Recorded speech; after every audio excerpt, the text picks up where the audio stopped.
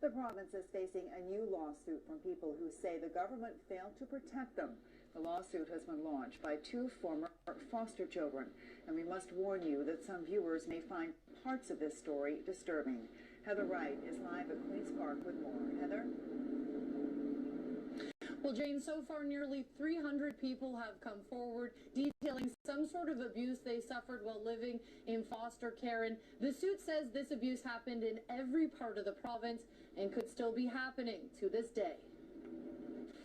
I was raped, sodomized, sexually assaulted, sexually humiliated in every way, shape, or form from the ages of 5 to 10. From the first day that I got there to the day that I left. Toni Grann lived in fear for most of her childhood. She was abused while living in foster care, and along with Holly Papassay, has filed a $110 million class action lawsuit against the provincial government. They are the legal guardian of these children. There's no one else. Jonathan Patak is the co-lead counsel on this case and says the lawsuit centers around victim compensation. He says children living in foster care were never told about the Criminal Injuries Compensation Board, a fund that victims of abuse can apply to for financial compensation. The suit also says the province never told the children in their care they could file personal injury claims against their abusers. Patak says hundreds, perhaps thousands of children have missed out on the money that could have helped in their recovery. These claims for criminal injuries compensation from the Criminal Injuries Compensation Board are simply not being made on behalf of these kids, and that information is not being communicated to them. So I don't believe it's a problem of only some CAS offices not complying with orders from above. We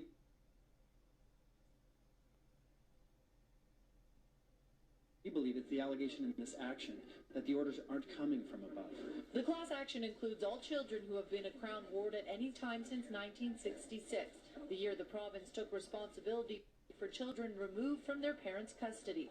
Of course, not every foster child is abused, but for those who have had experiences similar to Toni and Holly, the goal of the lawsuit is to help.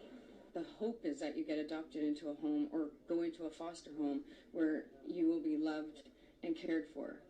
In my case, it turned out to be the complete opposite. I was given to a pedophile. I just want change. I want to know. I want to know that there's going to be no more kids suffering or having to live through what I did. Billy Joe Wilson lived in foster care for 2.5 years and says having extra money for therapy would have been a huge help. And I was badly abused, both sexually, mentally, emotionally, while I was there. And I want to get help for people that are in care now and for people that will be in care in the future.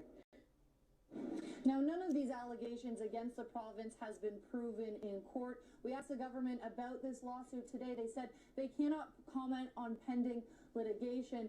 And in terms of a timeline, this case still needs to be certified as a class action by a judge, a process that could take several months. So in the meantime, Koski-Minsky, the law firm taking a lead on this case, is asking anyone who suffered abuse while living in foster care to come forward.